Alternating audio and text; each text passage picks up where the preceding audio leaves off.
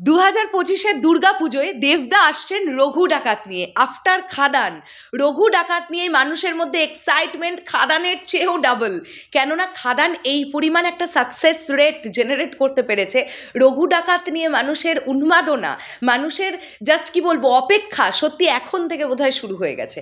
আমি একটা particular film related WhatsApp group থেকে একটা দারুণ লেখা পেয়েছি এবং সেই লেখাটা তোমাদের সামনে প্রেজেন্ট করব।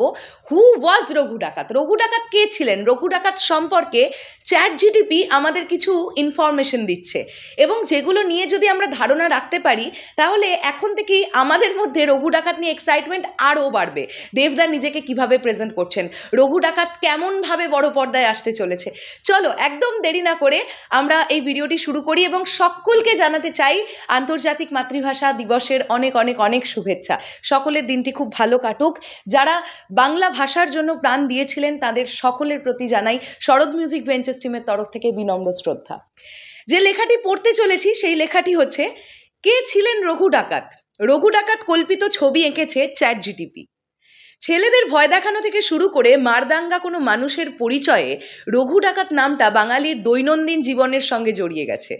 রঘু ডাকাতকে নিয়ে নানা গল্পের খোঁজ পাওয়া যায়।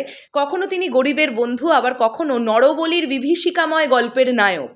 রঘু ডাকাতের জন্মসাল নিয়ে আছে বিতর্ক, তবে বেশিরভাগ গবেষকের মতে জন্ম প্রায় 200 বছর আগে, অষ্টাদশ শতাব্দীতে, তবে সাল তারিখের হিসেব নেই। তার আসল নাম রঘু ঘোষ। ছিলেন একজন দক্ষ লাঠিয়াল। লাঠি খেলায় তাকে হারানোর মতো লোক ভারতে ছিল না। তার জীবনকালে ভারতবর্ষে চলছিল ব্রিটিশ শাসন।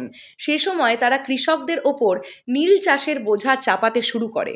যারা নীল চাষে আপত্তি জানাতো তাদের ওপর চলতো ভয়ঙ্কর অত্যাচার। পেয়াদা দিয়ে তুলে এনে বেদম প্রহার করা হতো। রঘু ঘোষের বাবা ছিলেন কৃষক।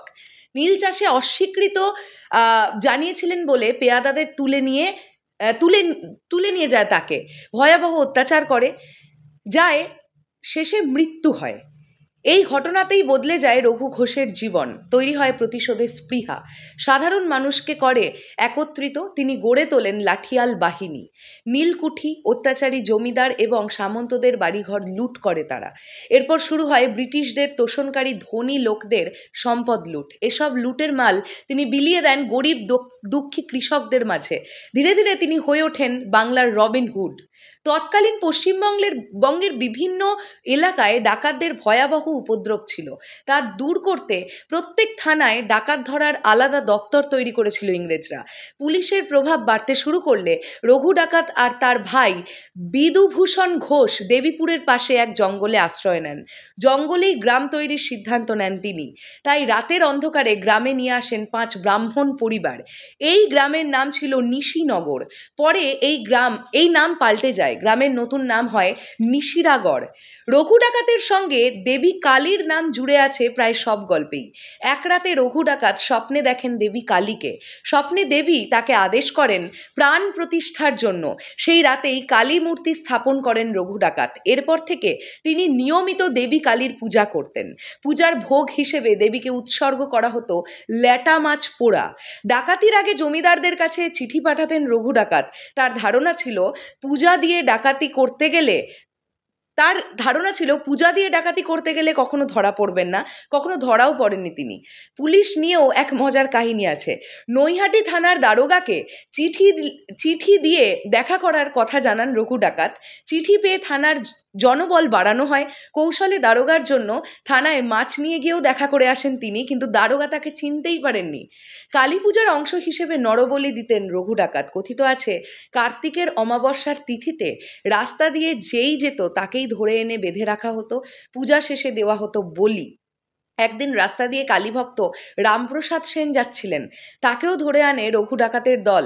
বলি দেওয়ার আগে দেবীর সামনে একটি গান গাওয়ার ইচ্ছে প্রকাশ করেছিলেন তিনি। রঘু ডাকাত অনুমতি দিলে তিলেক দ্বারা ওরে সমন বদন ভরে মাকে ডাকি গানটি গেয়ে শোনান রামপ্রসাদ। কথিত আছে এ সময় বলি কাষ্ঠে রামপ্রসাদের জায়গায় দেবীকে দেখতে পান রঘু ডাকাত। এরপর থেকেই নরবলি বন্ধ হয়ে পাঁঠা বলি শুরু হয়। এটা কিংবদন্তির গল্প, সত্যি মিথ্যে যাচাইয়ের সুযোগ নেই। ইতিহাসে রঘু ডাকাতের নাম ডাকে এখনো ভাটা পড়েনি, এখনো তাকে নিয়ে লেখা হয় গল্প, তার নামে এখনো রাতে ছেলে ঘুমোয়। দাপুটে লোকেরা নিজেদের পরিচয় দেয় রঘু ডাকাতের বংশধর হিসেবে। বাপরে, গল্পটা শুনে আমারই তো গায়ে কাটা দিচ্ছে। মানে যদি সত্যি এরকম সিনগুলো থাকে যে নরবলির ব্যাপারটা যদি ছবির মধ্যে তুলে আনা যায়। তোমরা দেখেছো যে দেবদা একটি খাড়া হাতে, আমরা তাকে মহরতের দিনেও দেখতে পেয়েছি। রঘু ডাকাত একজন মা কালী ভক্ত ছিলেন, তো সেই ব্যাপারটাও প্রেজেন্ট করা হবে আই থিঙ্ক। তো কিভাবে প্রেজেন্টেশন হবে এই ছবিটার, তোমরা বুঝতেই পারছো যে ওই টাইম পিরিয়ডটা, মানে অষ্টাদশ শতকটাকে তুলে আনার জন্য কীরকম ওই ব্যাপারটাকে সাজাতে হবে, সেট ডিজাইনিং কীরকম হবে, কিভাবে প্রেজেন্ট হবে। বাপরে, এখনই তো গুজবাম্পস হচ্ছে। সত্যি আমাদের বাংলায় টলিউডে এরকম একটা সিনেমা করছে দেবদা, এবং আমি at a time thank you জানাবো এসভিএফকেও। তারা এই সিনেমাটা নিয়ে ভেবেছে এবং তারা এই সিনেমাটা প্রডিউস করছে, এসভিএফ এবং দেব এন্টারটেনমেন্ট ভেঞ্চার্স। ফ্যান্টাস্টিক একটা মানে কি বলবো, তাদের এই উদ্যোগ। এটা ভালো হোক, এটা ভালো হলে না জাস্ট প্রচুর আলোচনা হবে এই সিনেমাটাকে নিয়ে। আর দেবদা তো বক্স অফিস কিং টলিউডের। দেবদার বক্স অফিসের ধারে কাছে এখন মোটামুটি কমার্শিয়াল ফিল্মে আর তো কেউ যেতে পারছে না, মানে অ্যাকশন ফিল্মের দিক থেকে বলছি। তো রঘু ডাকাত তো একটা পিরিয়ডিক ফিল্ম, এবং তার সঙ্গে সঙ্গে অ্যাকশন তো থাকবেই এই ছবিতে, ইমোশনাল দিক থাকবে, রঘু ডাকাতের আধিপত্য থাকবে, রঘু ডাকাত সম্পর্কে জানতে পারবো। সো আর সত্যি এক্সাইটমেন্ট ধরে রাখা যাচ্ছে না, কবে আসবে 2025-এর দুর্গাপুজো, এটাই ভাবছি। শেষ করলাম ভিডিওটা, দেখা হচ্ছে আবার খুব শিগগিরই নতুন কোনো ভিডিও নিয়ে। তোমাদের কি বক্তব্য এই পুরো বিষয়টাকে নিয়ে কমেন্ট করে জানাও। তাহলে এখনের জন্য টাটা।